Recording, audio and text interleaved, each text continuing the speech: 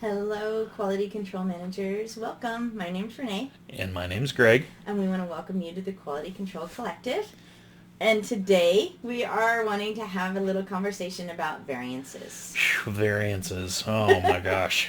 It's a quick conversation about a big topic. It is, and we're just going to hit on a couple things today. So a lot of times when you have a project, the designers may have spec something that either no longer exists, isn't feasible, constructionability issues, can't find it readily available on the market, they're smoking crack. or you want to do a betterment. Or you have something that you want that's a betterment. Absolutely. Yeah. And it doesn't matter whether a variance gives them something more or the same or less. It's still treated exactly the same.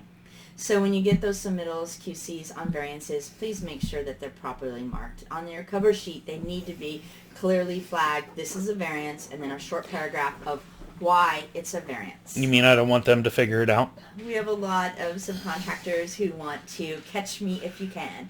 And they think that if they slide that little submittal in and they don't mark it and everybody approves it, they're covered. And that's not right with contract law. That's not how it works. With contractually, it doesn't even matter who signs off on it. It may be the head of the head of the head of everything that signs off. It doesn't matter.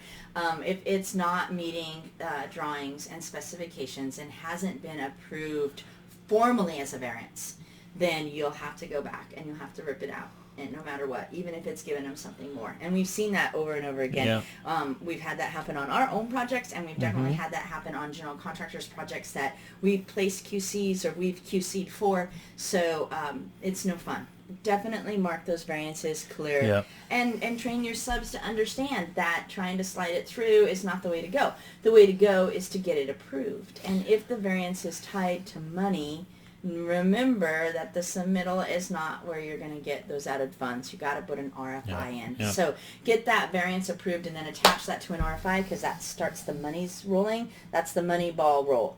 And then through the RFI process, if it is additional funds, you can justify that and then make sure that that money is getting applied back to your project. So more to Renee's point about the subcontractor has to tell you why. So if you get a submittal and it doesn't match, obviously you need to go back to the subcontractor to have them tell you why. If you get a submittal from a subcontractor and it's marked as a variance and there's no explanation, you got to go back. So talk to that subcontractor. Have them give you a written explanation of why it's a variance. That way you can put that in the RFI or through the RMS system for the Corps of Engineers. You can mark it as a variance and be able to speak intelligibly to why it's a variance. It's really, really important. It's important because we have actually had projects get to final inspection or the commissioning process and someone noticed a valve is different or a finish is different, and if you don't have this paper trail of the variance from the very beginning during the submittal process, then you're stopped and you're ripping stuff out. Will an approved variance, if it's found later, cost you money if you have to tear it out? Nope. That costs them money. So that's another important aspect. This variance covers you. It covers your subs, and it covers you and the GC that you work for. So variances are really important, and it's hard. It's hard for your subs to understand. I don't know how many toe-to-toe skirmishes in the dirt I have had with subcontractors where they are like, "You're not getting it. I'm giving them more. They should be thanking me."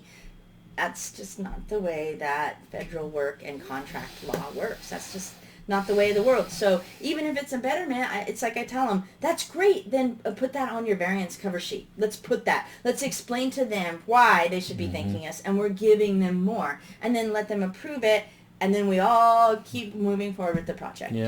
It could be something as simple as a finish or a different ceiling tile or a doorknob or door hardware, or it could be something as big as a variance of mechanical equipment or electrical gear. They don't make it anymore, or there's a better way to go, or there's a cheaper way to go. It's all got to be marked down as a variance, and you could be granted that variance. Absolutely. And more times than not, they really are. Yeah. As long as you have a really good description of why. But they got to be marked that way. They do have to be marked. Yeah.